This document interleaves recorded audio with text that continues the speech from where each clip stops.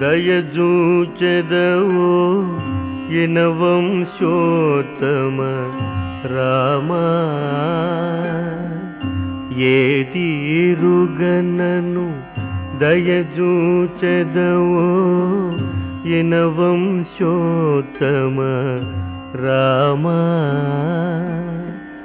నాతరమా భవసాగర మీదను నళినదళే క్షణ రామా నాతరమా భవసాగర మీదను నళినదళే క్షణ రామా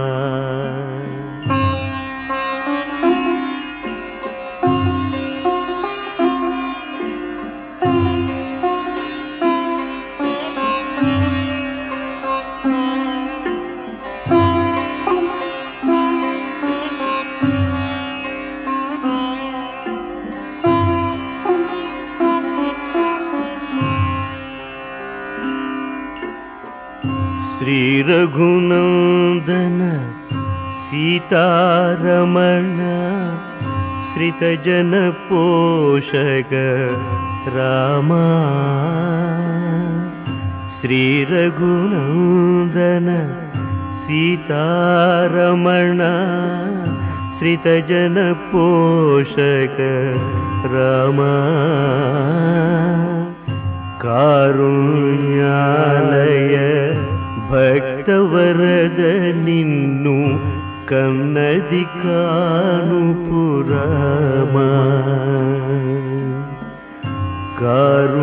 కారుణ్యాలయ భక్తవరద నిన్ను కన్నది కానుపురామా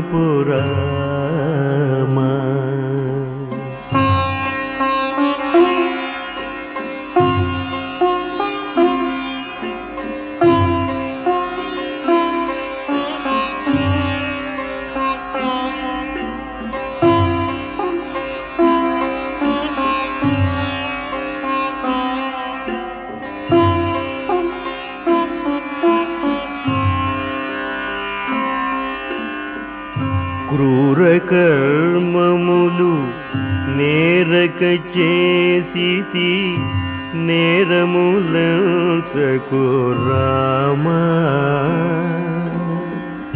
క్రూర కర్మములు నేరక చేసితి నేరములంతకు రామా దారిద్ర్యము పరిహారము సేయవే దైవ శిఖామణి రామా దారిద్ర్యము పరిహారము సేయవే దైవ శిఖామణి రామా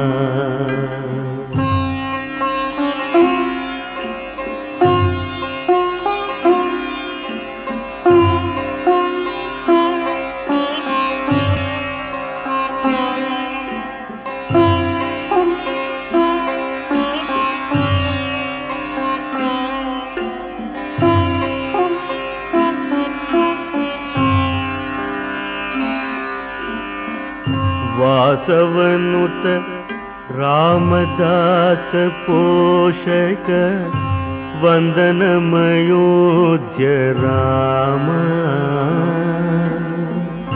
వాసవనుత రామదాస పోషక వందనమయోధ్య రామా దాసార్చిత మాకభయము సంగవే దాశరథి రఘురామా దాసార్చిత మాకభయము సంగవే దాశరథి రఘురామా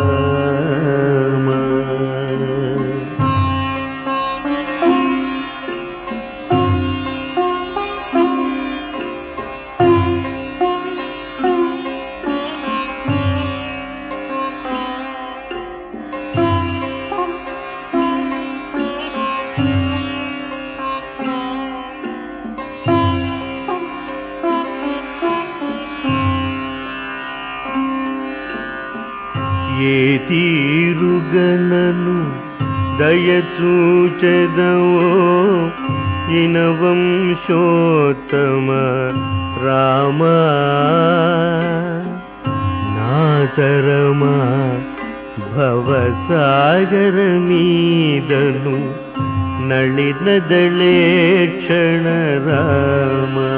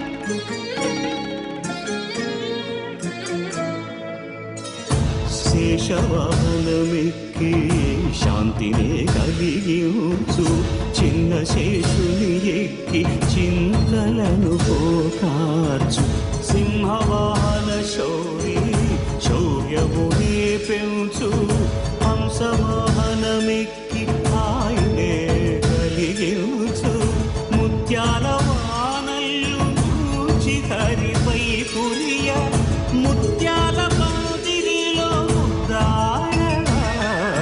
బ్రహ్మరూపునికి బ్రహ్మోత్సవం అఖిల లోకాల అమృతోత్సవం సుర సమూహాల సరసోత్సవం వెంకటేశ్వరుని విజయోత్సవం బ్రహ్మాండ నాయకుని బ్రహ్మోత్సవం బహురూపధారునికి బ్రహ్మోత్సవం.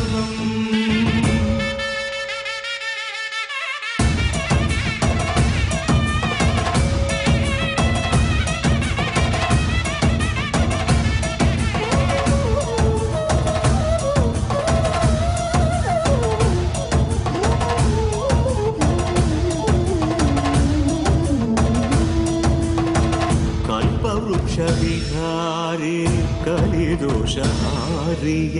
సర్వభూపాలురకు సిరులను కలిగించు మోహిని కృష్ణులుగా మోహము తొలగించు గరుడ వాహనమెక్కి ఘనదాస్యమును చూపు హనుమంత సేవలో అభయము ప్రసాదించు గజవాహనముపై భ్రాంతిని తొలగించు సూర్యప్రభను నిలిచి అక్షీణతను పెంచు శ్రీవత్సవక్షుడై ఆ చంద్రప్రభను విహరించు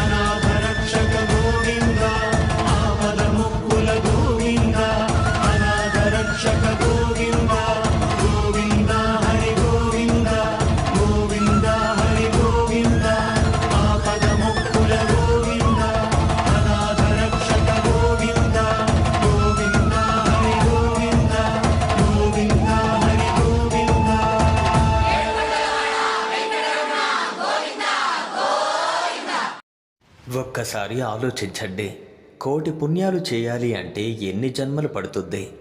కానీ ఆ కోటి పుణ్యాలను ఒక్క రోజులో సంపాదించే మార్గం ఉంది అంటే నమ్ముతారా? అవును, ఆ మహిమాన్వితమైనటువంటి రోజే ముక్కోటి ఏకాదశి. ప్రతి సంవత్సరం పుష్యమాసంలో వచ్చే శుక్లపక్ష ఏకాదశిని వైకుంఠ ఏకాదశి అని, ముక్కోటి ఏకాదశి అని, స్వర్గద్వార ఏకాదశి అని పిలుస్తారు. కానీ ఈరోజు ఉత్తర ద్వారం గుండా మాత్రమే స్వామిని ఎందుకు దర్శించుకోవాలి? ఈ పేర్లు ఎందుకు వచ్చాయి? ఈ పుణ్యదినం వెనుక దాగున్నటువంటి ఆ రహస్యాలు ఏంటి? అసలు కథ ఏంటి? రండి, ఈ అద్భుత ఆధ్యాత్మిక ప్రయాణంలో అందరం కలిసి నడుద్దాం. ముక్కోటి ఏకాదశి అనే పేరు వెనుక దాగి ఉన్న మహిమ. ఏడాదికి 24 ఏకాదశులు వస్తాయి. కానీ వాటిలో ఈ ఒక్కదానికే ఇంత ప్రాముఖ్యత ఎందుకు? సూర్యుడు ఉత్తరాయణానికి మారే ముందు ధనుర్మాసంలో మకర సంక్రాంతికి ముందు వచ్చే ఈ ఏకాదశి రోజున ఆశ్చర్యకరమైనటువంటి విషయం ఏంటంటే, ఈరోజు సాక్షాత్తు శ్రీ మహావిష్ణువు గరుడ వాహనదారుడై 33 కోట్ల దేవతలతో కలిసి భూలోకానికి దిగివచ్చి ఆయన భక్తులకు దర్శనమిస్తారు. అందుకే ముక్కోటి 3 కోట్ల ఏకాదశి అనే పేరు వచ్చింది. ఇక మరో అర్థం కూడా ఉంది. ఈ ఒక్క ఏకాదశి వ్రతం 3 కోట్ల ఏకాదశుల పుణ్యఫలాన్ని ప్రసాదిస్తుంది. ఇంకా ఈ రోజునే వైకుంఠ వాకిళ్ళు తెరుచుకుంటాయి. అందుకే దీనిని వైకుంఠ ఏకాదశి అని పిలుస్తారు. దక్షిణాయనంలో మరణించిన పుణ్యాత్ములకు స్వర్గ ప్రవేశం కల్పించే రోజు కాబట్టి స్వర్గద్వార ఏకాదశి అని కూడా పిలుస్తారు. ఇప్పుడు వైకుంఠ ఏకాదశి వెనుక ఉన్నటువంటి ఒక అద్భుతమైనటువంటి కథను తెలుసుకుందాం. కృతయుగంలో చంద్రావతి నగరం రాజధానిగా చేసుకునే ముర అనే భయంకరమైన రాక్షసుడు రాజ్యమేలుతూ ఉండేవాడు. వాడు చాలా క్రూరత్వం కలిగినవాడు. ప్రజలు హింసించేవాడు. దేవతల్ని ఓడించాడు. త్రిమూర్తులపైనే కాలు దువ్వటం మొదలుపెట్టాడు. ఇక భయంతో వణుకుతున్న దేవతలు వైకుంఠానికి చేరుకున్నారు. శ్రీ మహావిష్ణువు యొక్క పాదాల ముందు మోకరిల్లి ప్రార్థించారు. స్వామి, ఈ రాక్షసుని బారి నుంచి మమ్మల్ని కాపాడండి. శ్రీహరి యుద్ధానికి సిద్ధమయ్యారు. భీకరమైన సంగ్రామం మొదలైంది. 100 సంవత్సరాల యుద్ధం జరిగింది. కానీ ఎవరికీ స్పష్టమైన గెలుపు రాలేదు. అప్పుడు మురాసురుడు తెలివిగా సాగర గర్భంలో దాక్కున్నాడు. ఇక అప్పుడే శ్రీహరి ఒక ఉపాయాన్ని పన్నారు. హైమవతి అనే గుహలో నిద్రిస్తున్నట్టుగా నటించారు. ఈ వార్త ఆ మురాసురునికి చేరింది.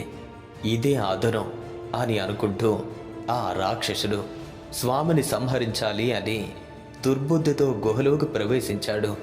కానీ అక్కడే ఒక అద్భుతం జరిగింది. విష్ణుమూర్తి యోగ నిద్రలో ఉన్నారు కదా. దుష్ట తలంపుతో వచ్చిన మురాసురుడు వాడు దగ్గరకు రాగానే స్వామి శరీరం నుండి దివ్యమైన శక్తి ప్రవహించింది. ఆ శక్తి అందమైన కన్యగా ఆవిర్భవించింది. ఆమె కేవలం తన కంటి చూపుతోనే మురాసురుని భస్మం చేసేసింది. ప్రసన్నుడైనటువంటి శ్రీహరి అడిగారు, దేవి, నీకు ఏకాదశి అని పేరు పెడుతున్నాను. ఏం వరం కావాలో కోరుకో అని. ఆ దేవి 2 చేతులు జోడించి అంతే, స్వామి, నేను జన్మించిన ఈ రోజు నా పేరుతోనే పిలువబడాలి. ఈ రోజును వ్రతం చేసి ఉపవాసం ఉండి జాగరణ చేసిన వారికే సకల పాపాలు తొలగి వైకుంఠ ప్రాప్తి కలగాలి. శ్రీహరి ఆ వరాన్ని ప్రసాదించారు. అందుకే ఆ ఏకాదశికి ఇంత విశిష్టత ఏర్పడింది. ఇప్పుడు ఇంకో విషయాన్ని మనం తెలుసుకుందాం. బియ్యం తినకూడదు అని ఎందుకు అంటారు అంటే, ఏకాదశి రోజు ఎందుకు బియ్యం తినకూడదు అని ఆశ్చర్యకరమైనటువంటి రహస్యం ఇది. ఏకాదశి రోజున మురాసురుడు బియ్యంలో దాక్కుంటాడు అని విష్ణు పురాణం చెప్తుంది.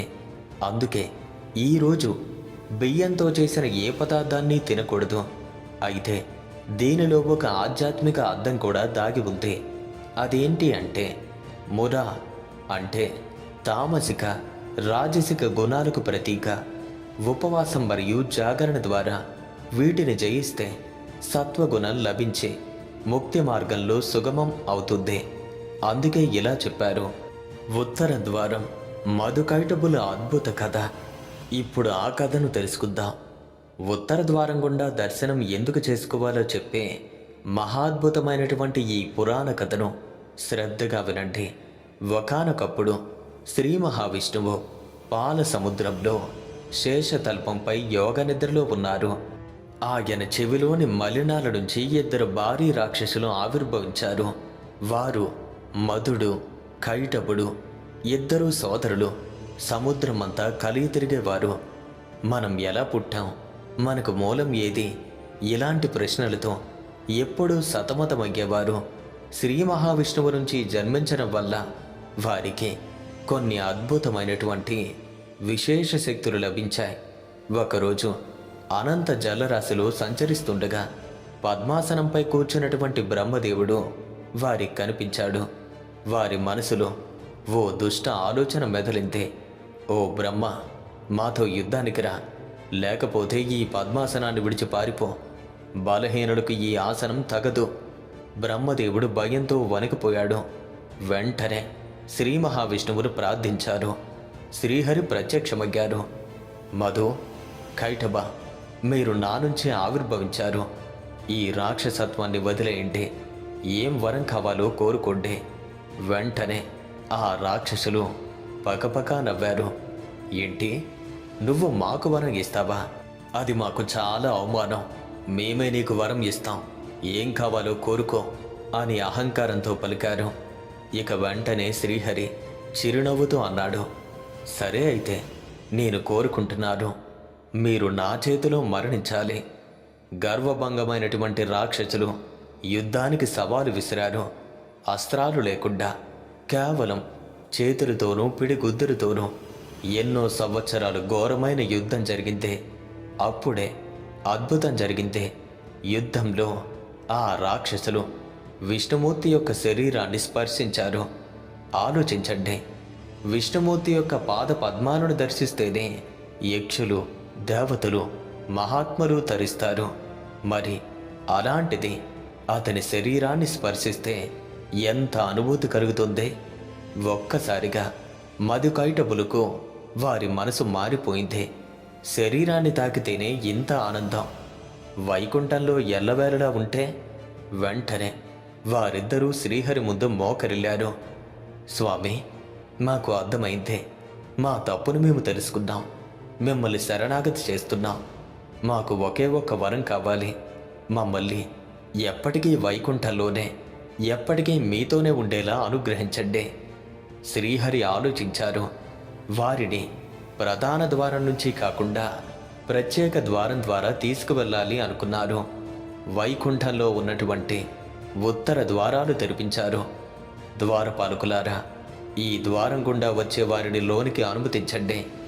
ఆనాడు పవిత్రమైన ఏకాదశి పర్వదినం ఉత్తర ద్వారం తెరవగానే మధుకైటబులు శ్రీ మహావిష్ణువులో ఐక్యమయ్యారు. ఈ వార్త విని 3,000,000 దేవతలు కూడా ఉత్తర ద్వారం గుండానే స్వామిని దర్శించి ఆయన కరుణా కటాక్షాలు పొందారు. విలీనమవుతూ మధుకైటబులు కోరారు, స్వామి, ఏ భక్తులైతే ఏకాదశి రోజున ఉత్తర ద్వారం గుండా మిమ్మల్ని దర్శిస్తారో వారికి వైకుంఠ ప్రాప్తిని కలిగేలా అనుగ్రహించండి. శ్రీహరి ఆ వరాన్ని ప్రసాదించారు. అందుకే ఈరోజు ఉత్తర ద్వార దర్శనం చేసుకుంటే వైకుంఠ ప్రాప్తి లభిస్తుందని భక్తుల ప్రగాఢ విశ్వాసం.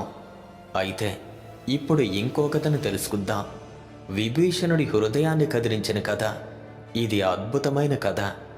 ఒకసారి మహాప్రళయం జరిగింది. శ్రీ మహావిష్ణువు మళ్ళీ సృష్టి గురించి ఆలోచిస్తుండగా ఆయన నాభి నుంచి ఓ తామర పువ్వు ఉద్భవించింది. అందులో నుంచి బ్రహ్మదేవుడు జన్మించాడు. విష్ణు భగవానుడు బ్రహ్మకు అన్ని శాస్త్రాలు బోధించారు. కానీ బ్రహ్మదేవునికి జ్యోతిష్య శాస్త్రం అర్థం కాలేదు. బ్రహ్మదేవుడు ప్రార్థించగా స్వామి శ్రీరంగనాథ రూపంలో దేవేరుడితో పరివారంతో ఓంకార రూపంలో ఉన్నటువంటి విమానంతో దర్శనమిచ్చారు. జ్యోతిష్యాన్ని బోధించి తాను వైకుంఠానికి వెళ్ళబోతుండగా బ్రహ్మదేవుడు వేడుకున్నారు, స్వామి, ఆ మానవులు కూడా మిమ్మల్ని కొలుచుకునే అవకాశాన్ని ఇవ్వండి, విగ్రహ రూపంలో కొలువు తీరండి అని. అందుకు ఆ శ్రీ మహావిష్ణువు అంగీకరించారు. గరుత్మంతుడే ఆ విమాన విగ్రహాలను బ్రహ్మలోకానికి మోసుకొచ్చాడు. విరజానది తీరంలో ప్రతిష్ఠించారు. కాలక్రమంలో ఆ విగ్రహాలు సూర్యుడు, వైవస్వత మనువు, ఇక్ష్వాకుడు, శ్రీరామచంద్రుడి చేతుల మీదుగా పూజలు అందుకున్నాయి. ఇక రామాయణం అనంతరం శ్రీరాముడు తన అవతారాన్ని చాలించే ముందు ఆ పవిత్ర విగ్రహాలను తన పరమ భక్తుడైనటువంటి విభీషణునికి బహుమతిగా ఇచ్చారు. లంకలో ప్రతిష్ఠించుకో, నీ రాజ్యాన్ని పుణ్యభూమిగా మార్చుకో. కానీ ఒక్క షరతు విభీషణ, లంక చేరే వరకు ఈ విగ్రహాలను నేలపైన పెట్టకూడదు. ఇక విభీషణుడు ఆనందంతో బయలుదేరాడు. కావేరీ నదీ తీరం చేరుకున్నాడు. అప్పుడు సంధ్యావందన సమయం అయింది. స్నానం చేసి సంధ్యావందనం ఆచరించాలి. కానీ విగ్రహాలను నేల పెట్టకూడదు. ఏం చేయాలి? అటూ ఇటూ చూశాడు. ఒక బాల బ్రహ్మచారి కనిపించాడు. బాలక, నేను సంధ్యావందనం చేసుకుని వచ్చే వరకు ఈ విగ్రహాలను జాగ్రత్తగా పట్టుకో.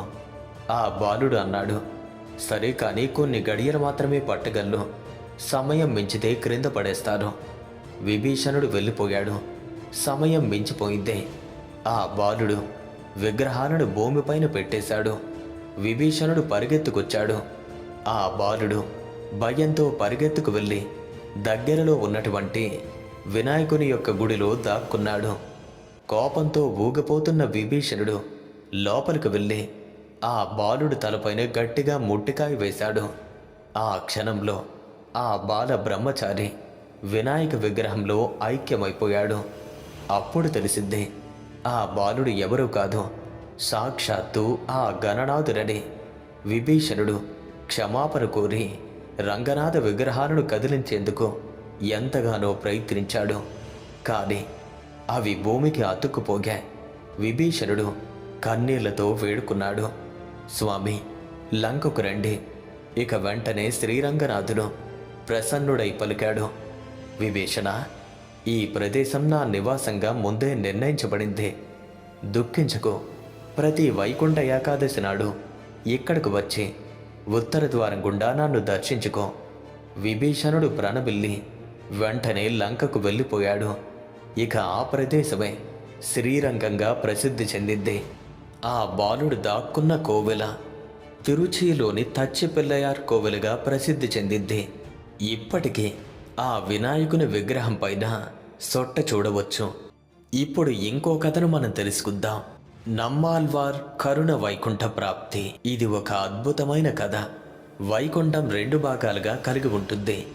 కార్య వైకుంఠం, ఇందులో మహర్షులు, దేవతలు, భక్తులు అందరికీ అనుమతి. రెండవది కరుణ వైకుంఠం, శ్రీహరిలో ఐక్యమయ్యే అర్హత ఉన్నవారికి మాత్రమే. ఇక ఆల్వారుల్లో ప్రసిద్ధుడైనటువంటి నమ్మాల్వార్, స్వామి, నాకు ఈ వైకుంఠ ప్రాప్తిని అనుగ్రహించు అని ప్రార్థించారు. ఆయన శాశ్వతమైన భక్తికి ప్రసన్నుడైనటువంటి శ్రీహరి కరుణ వైకుంఠ ప్రాప్తిని అనుగ్రహించారు. నమ్మాల్వారుకు ఈ రోజునే విష్ణులోక ప్రాప్తి కలిగిందే. అందుకే వైష్ణవాలయంలో ఈరోజు పరమపదోత్సవం జరుపుకుంటారు. ఇవి వైకుంఠ ఏకాదశి మరియు వైకుంఠ స్వర్గద్వారం వరకు ఉన్నటువంటి కొన్ని అద్భుతమైనటువంటి కథలు. అయితే ఈ వైకుంఠ ఏకాదశి నాడు ఈ పవిత్ర దినాన్ని ఎలా ఆచరించాలో ఇప్పుడు తెలుసుకుందాం. తెల్లవారుజామునే, అంటే బ్రహ్మ ముహూర్తంలో నిద్రలేవాలి. స్నానం ఆచరించాలి. శుభ్రమైనటువంటి దుస్తులు ధరించాలి. పూజా మందిరాన్ని శుభ్రపరచాలి. గడపకు పసుపు కుంకుమలు అలంకరించాలి. తోరణాలు ముగ్గులతో అలంకరణ చేయాలి. ఇక పూజా విధానం, లక్ష్మీనారాయణుడి